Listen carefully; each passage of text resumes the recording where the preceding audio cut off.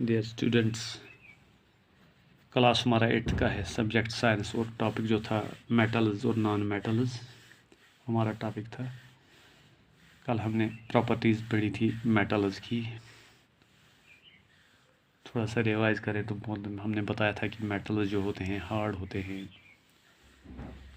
Malleable होते हैं, ductile होते हैं, लस्ट्रस होते हैं and good conductors of heat and electricity होते हैं।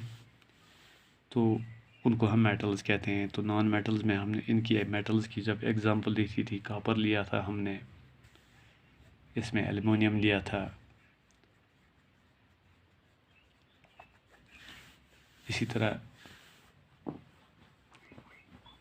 आयरन लिया था। तो फिर हमने नॉन मेटल्स के बारे में बताया था। और मेटल्स डक्टाइल भी थे, मेलेबल थी। नॉन मेटल्स में हमने बताया था कि ये जो नॉन मेटल्स होते हैं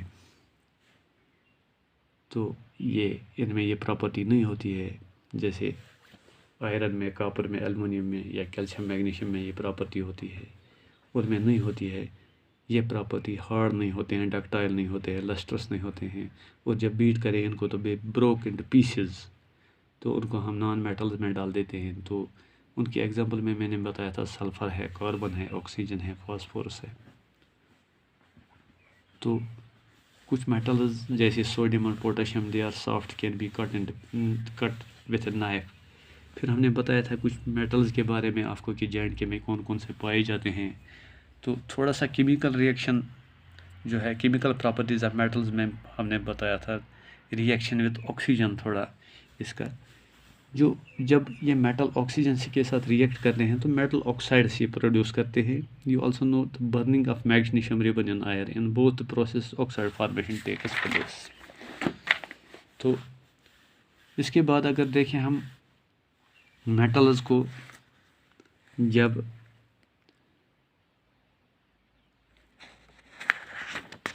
इनका reaction with water, let us see how metals and non-metals react with us. Sodium metal is very reactive. It reacts vigorously with oxygen and water. A lot of heat is generated in the reaction. It is therefore stored in kerosene. To demonstrate, अगर आप एक activity करें हम, special care should be taken. अगर 250 ml beaker में गिलास में आप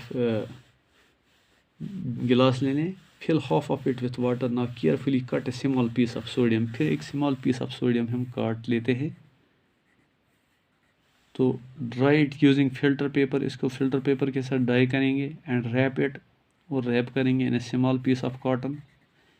Put a sodium piece wrapped in cotton into the beaker. तो फिर बीकर में डाल देंगे। Observe carefully, फिर देखते हैं इसको carefully। तो लेकिन ऑब्जर्वेशन के दौरान keep away from the beaker, इससे थोड़ा दूर आप रहेंगे। जब हम दूर रखें, when reaction stops,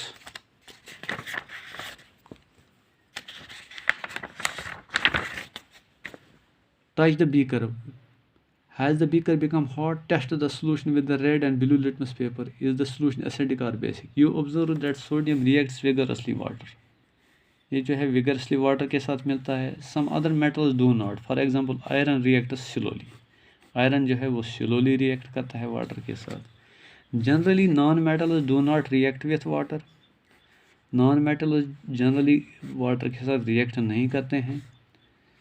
दो they may be very reactive in air, air में तो रिएक्टिव हो सकते हैं। Such non metals are stored in water, वो जो है वो वाले नॉन मेटल जो हैं वाटर में स्टोर किए जाते। फॉर एग्जांपल फास्फोरस है, it is a very reactive non metal. It catches fire, fire catch करता है इफ़ एक्सपोजर टू आयर, अगर आप एक्सपोज करें इसको आयर में। To prevent the contact of phosphorus with atmospheric oxygen, it is stored in water. तो इसको water में स्टोर किया जाता है टू प्रिवेंट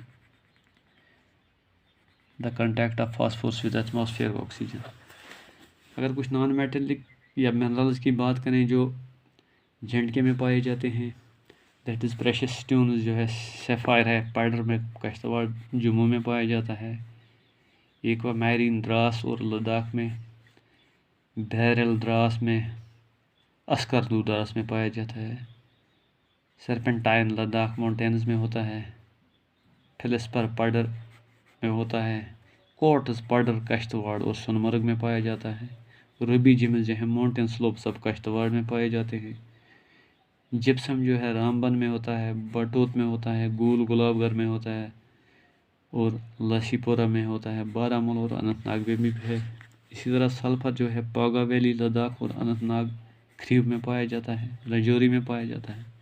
ग्रेफाइट जो ब्लैक रेड है सुमजान अर्स्टवाइल डिस्ट्रिक्ट डोडा और बारामूला में पाया जाता है। फिर आप रिएक्शंस विद एसिड्स के साथ ले लें। जब एसिड्स के साथ ये मिलता है, हाउ मेटल्स और non metals behave with acids, तो take simple metals and non-metals listed in this 11.5 separate test tubes and label them A, B, C, D। अगर इसमें हम ले लें जैसे मैग्नीशियम है, एल्युमिनियम है, आयरन है, कॉपर है, चारकोल है और सल्फर है, इनको हम अलग अलग में डाल देंगे। Observe the reaction if carefully, if no reaction occurs in cold solution, warm the test tube generally, bring a burning matchstick near the mouth and test tube, repeat the same activity using dilute sulfuric acid। Sulphuric acid में आप फिर activity करें और of the dilute hydrochloric acid।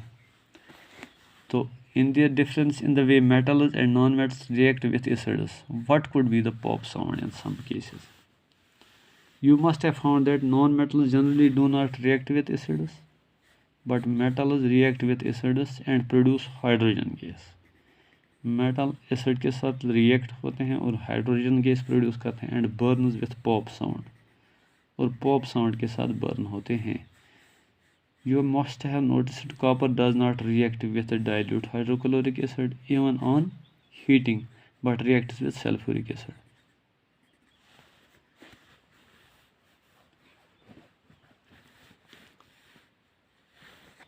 तो इसके बाद displacement reaction है।